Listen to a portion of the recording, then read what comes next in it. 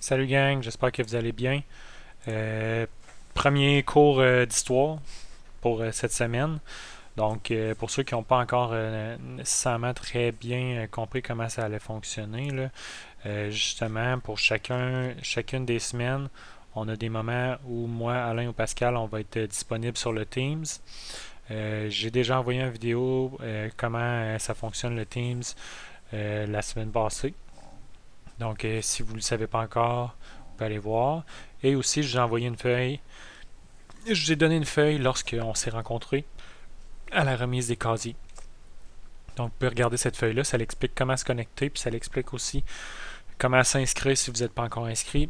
Toutes nos périodes de questions vont se passer sur ce Teams-là. Donc, ça va être important d'aller s'inscrire. La vidéo d'aujourd'hui, qu'est-ce qui va vous permettre de faire? Ça va être un peu d'avoir mon enseignement. Contrairement à nos cours standards, je vais essayer de faire ça rapidement parce que je sais que c'est pas toujours intéressant de regarder une vidéo pendant une quarantaine de minutes. Donc je vais faire mon possible pour rendre ça le plus rapide possible. Puis vous allez voir, ça va se faire très rapidement justement. Donc gênez-vous pas de peser sur pause si vous voulez avoir le temps de souligner certains trucs ou autres.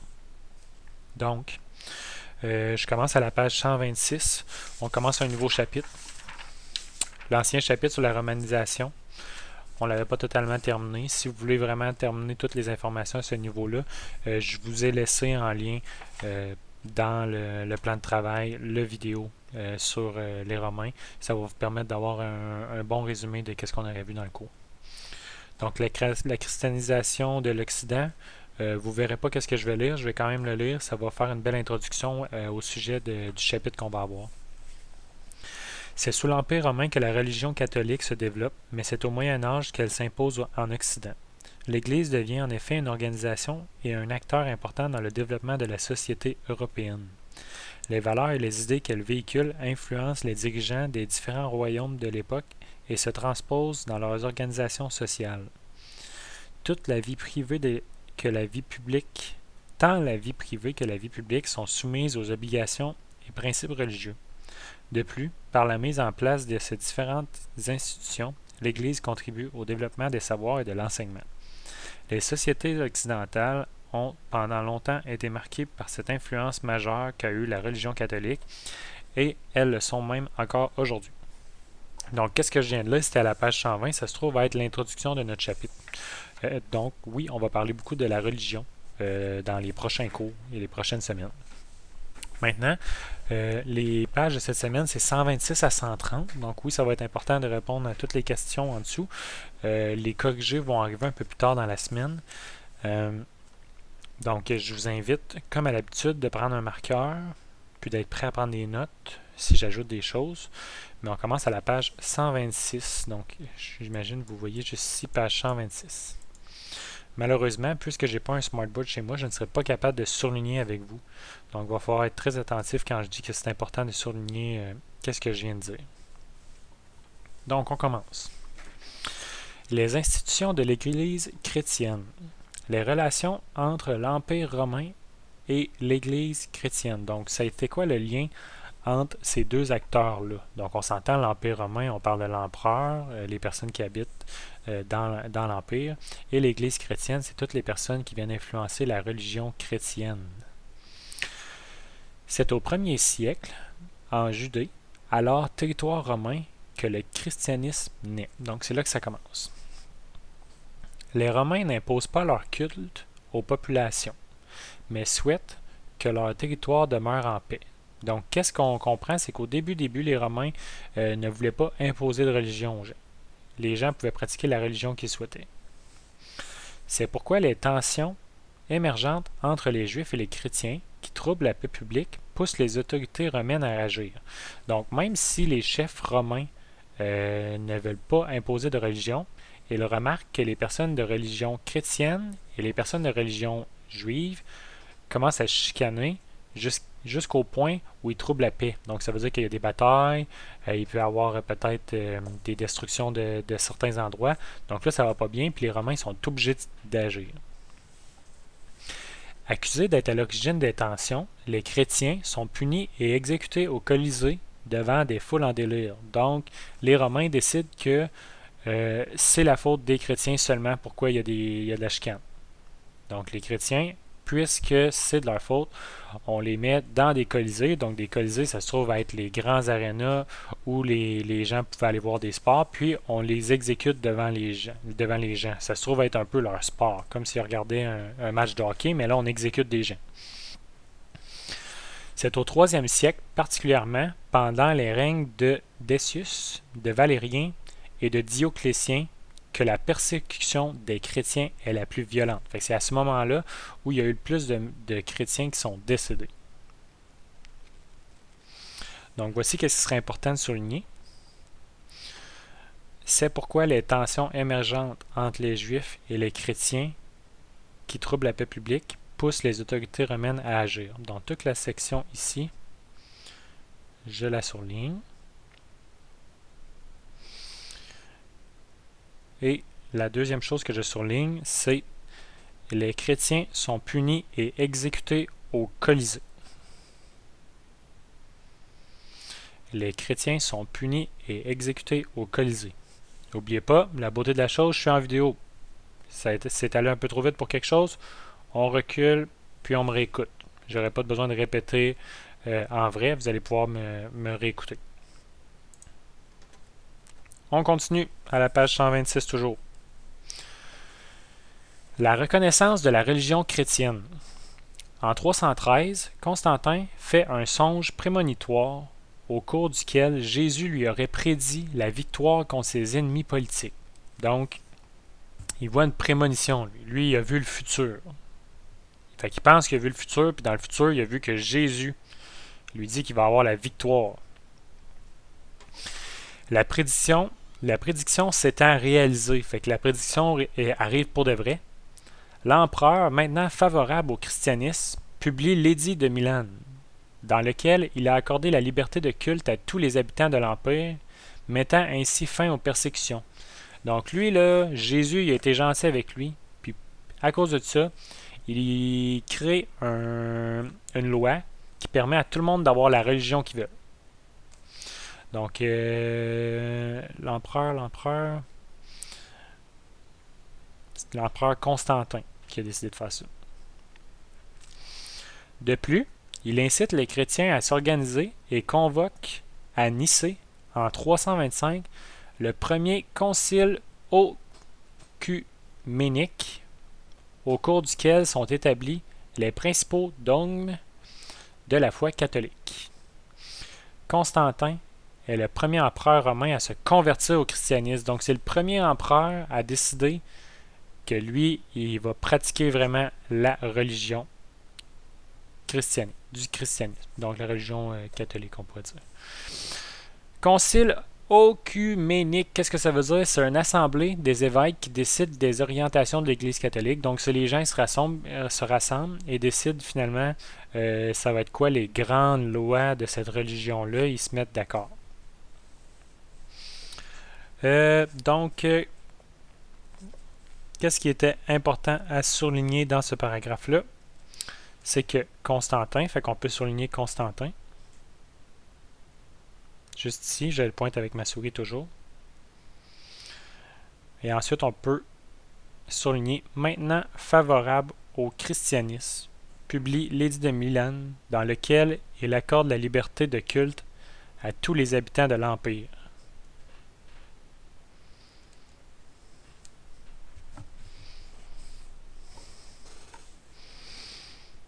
Dernier paragraphe de la page. Le christianisme, religion officielle de l'État. En 380, donc on continue à avancer dans le temps, l'empereur Théodose se convertit également au christianisme et publie un édit, celui de Thessalonique, qui impose le catholicisme comme religion officielle de l'Empire romain. Dorénavant, seule la religion chrétienne est autorisée sur le territoire de l'Empire. On change complètement à 180 degrés de ce qui se passait au tout début. Maintenant, tu peux seulement être chrétien. Donc, si tu pratiques une autre religion que la religion chrétienne, tu peux te retrouver dans de graves problèmes. Donc, on peut souligner que c'est Théodose qui a pris cette décision-là. Puis, on peut aussi souligner la dernière phrase. Dorénavant, seule la religion chrétienne est autorisée sur le territoire de l'Empire. C'est gros, là. C'est une grande annonce.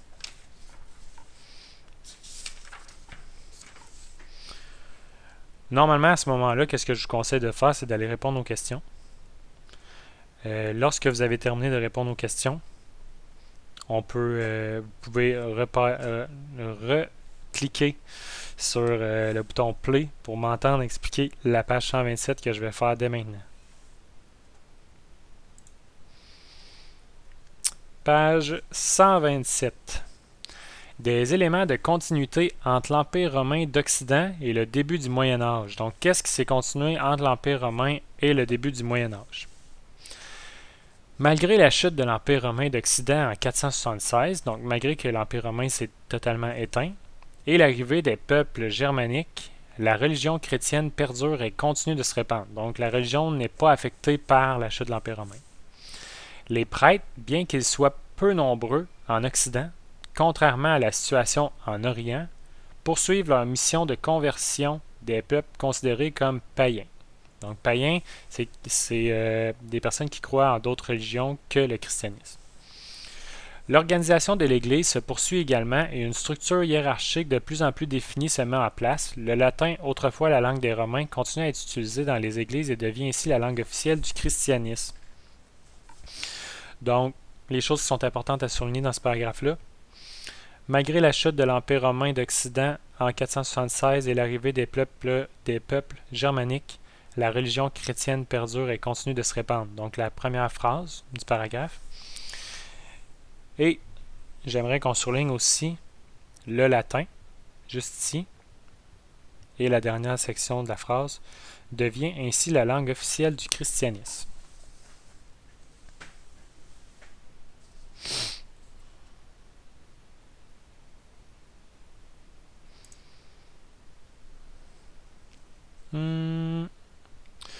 Le baptême du roi Clovis, on ne va pas prendre le temps de faire la lecture, c'est pas important. On passe à autre chose. Page 128. Donc, normalement, à ce moment-ci, vous auriez dû compléter les questions de la page 126 et 127. Page 128. Les institutions qui diffusent le christianisme. Au Moyen Âge, diverses institutions ayant pour but de diffuser la religion chrétienne sont créées. La papauté. Organisée autour de l'évêque de Rome, successeur de l'apôtre Pierre, la papauté doit veiller à l'unité de l'Église catholique. Au cours du Moyen Âge, les papes envoient donc des légats et des missionnaires dans toute l'Europe afin de convertir les peuples païens à la religion catholique. Donc la papauté, ça se trouve à être justement des représentants du pape. C'est le nom du groupe. Qu'est-ce qu'on peut souligner ici? On peut souligner que la papauté doit veiller à l'unité de l'Église catholique. Et on peut souligner envoie donc des légats et des missionnaires dans toute l'Europe afin de convertir les peuples païens.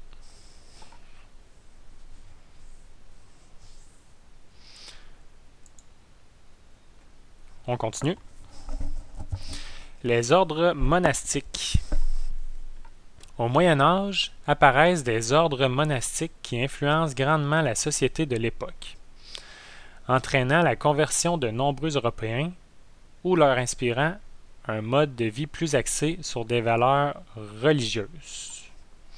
Ici, on peut souligner entraînant la conversion de nombreux Européens. Donc, on va avoir des exemples de différents ordres. Juste ici, ça se trouve à être la continuité de votre page. Ordre de Saint-Benoît et des Bénédictins.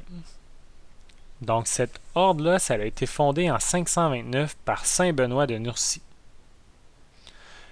Puis lui, il a écrit une nouvelle règle. Sa règle fut adoptée en 540. Principe, ses principes à lui. Les relations entre les moines de cet ordre sont basées sur le modèle de la famille. Ainsi, les religieux se considèrent comme des frères. Leur vie est organisée autour de 3 activités: la prière commune, la lecture d'ouvrages religieux et le travail manuel. L'abbaye de Cluny est une des plus célèbres abbayes bénédictines. Donc, on va regarder c'est quoi l'abbaye de Cluny.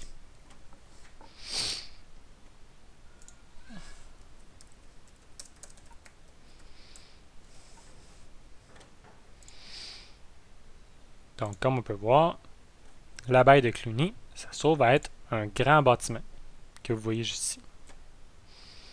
Même très, très, très, très grand. Je retourne. Ensuite, on passe à l'ordre cistercien ou de Cîteaux.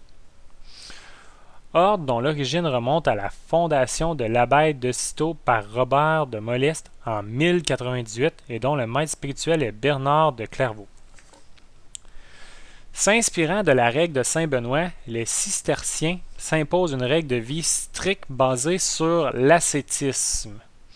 L'ascétisme, on a une définition, c'est une vie rude et austère dans laquelle on se prive de plaisir. Donc, ils n'ont pas le droit de leur plaisir, ils n'ont pas le droit d'avoir du plaisir nécessairement. Ils sont vraiment là pour certaines raisons en particulier. La rigueur dans la pratique de la liturgie et surtout le travail, c'est ça qui est important.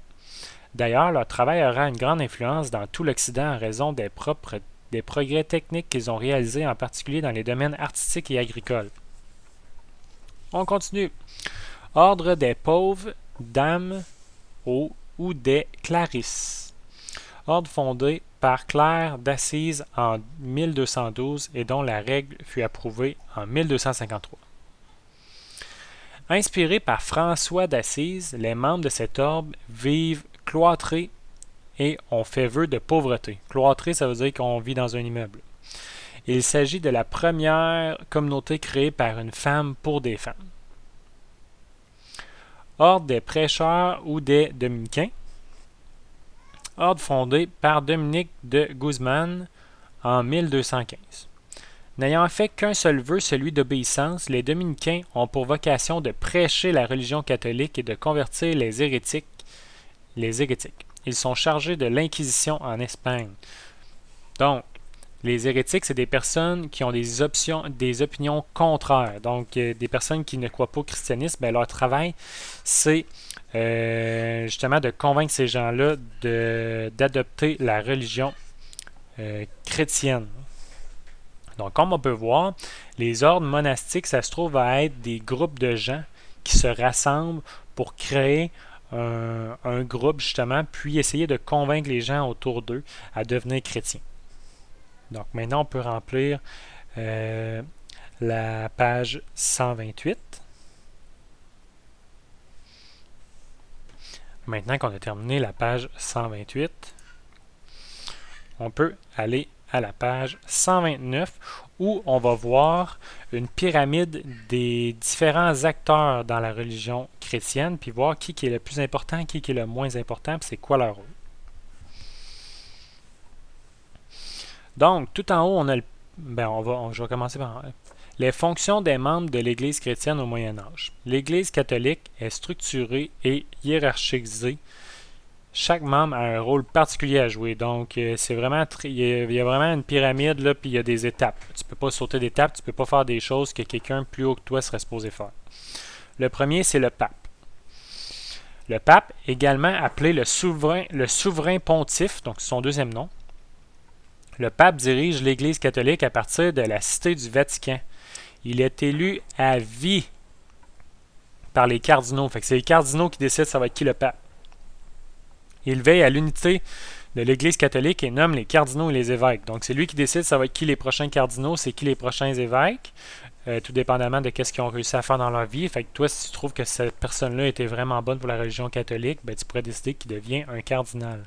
Mais lui, c'est vraiment le grand chef, puis c'est lui qui, justement, s'assure que la religion catholique se porte bien. C'est lui qui va prendre les grandes décisions. Les cardinaux. C'est quoi ça, les cardinaux? C'est des hauts dignitaires de l'Église. Les cardinaux ont pour principale fonction d'élire le pape et de l'assister. Donc, Ils vont s'occuper un petit peu plus des églises, mais ils ont encore un grand pouvoir. C'est eux qui vont décider c'est qui devient le prochain pape, puis ils vont aussi le conseiller. Donc, c'est pas des gens qu'on voit nécessairement souvent non plus. Les évêques, considérés comme les successeurs des apôtres. Donc, Jésus il avait ses apôtres. Donc, eux sont comme considérés comme la continuité. Là. Comme si les apôtres c'était encore eux, mais là maintenant on les appelle les évêques.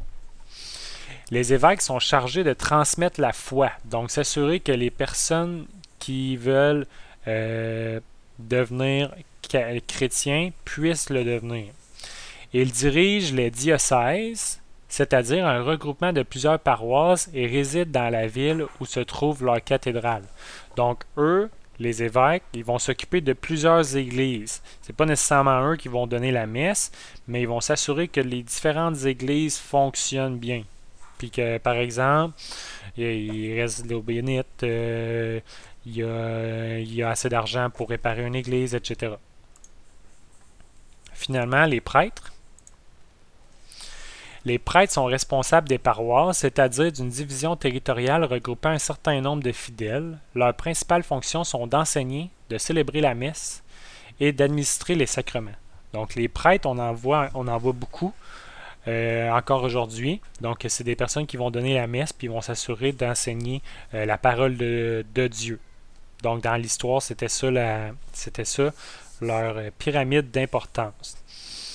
Qu'est-ce qui est important à savoir au niveau des prêtres, c'est qu'ils sont responsables des paroisses. Fait qu'on peut souligner ça, ils sont responsables des paroisses. Puis on peut aussi souligner qu'ils doivent enseigner, célébrer la messe et administrer les sacrements. Si je remonte vers les évêques, qu'est-ce que je vais souligner, moi, c'est que leur travail, c'est de transmettre la foi et aussi, ils dirigent les diocèses. Ensuite, pour les cardinaux, on peut savoir que c'est des hauts dignitaires, donc c'est des personnes très importantes, puis que leur fonction, c'est d'élire le pape. Finalement, le pape dirige l'Église, on peut souligner ça, c'est très important. Lui, il se trouve à être au Vatican. C'est un endroit. Et il est élu à vie. Ici, à la droite de votre cahier, vous avez différentes lois ou différents pouvoirs que le pape a. Ça peut être intéressant à savoir à quel point le pape a du pouvoir dans l'Église chrétienne. L'Église romaine a été fondée par Dieu seul. Donc c'est seulement Dieu. Il y a un seul Dieu. Seul le souverain pontife, donc le pape romain, est à bon droit appelé universel. Lui seul peut nommer ou déposer les évêques. Les princes ne doivent pas baiser les pieds ne doivent baiser les pieds qu'au pape. Donc les princes, normalement, c'est eux qui vont se faire baiser, ils vont se faire donner un baiser sur les pieds, mais les princes doivent donner un baiser au pape. Donc ça veut dire que le pape serait plus important que les princes même. Nul ne peut le juger. L'Église de Rome ne s'est jamais trompée et ne se trompera jamais, comme il est écrit dans les Saintes Écritures. Donc, si l'Église de Rome dit quelque chose, c'est vrai. Le souverain pontife, donc le pape, ordonné après élection par les conciles, est investi des pouvoirs de Saint-Pierre. Donc, il y a vraiment les pouvoirs les plus hauts possibles. Maintenant, on peut remplir la page 129. Et quand on est à la page 130, questions synthèse. Donc, les questions, il va falloir aller regarder les pages précédentes pour s'assurer d'avoir les réponses. Parce que ce sera les questions synthèse, on se rappelle, c'est toujours sur plusieurs pages pour pouvoir y répondre. J'espère que pour votre premier cours d'histoire, c'était assez clair. Les pages de correction, je ne les donne pas maintenant. Je vous laisse faire les pages. Mais oui, un peu plus tard cette semaine, vous allez avoir accès aux pages de correction pour s'assurer que vous puissiez faire votre correction et vous assurer que vous avez les bonnes réponses. Je vous souhaite une bonne journée.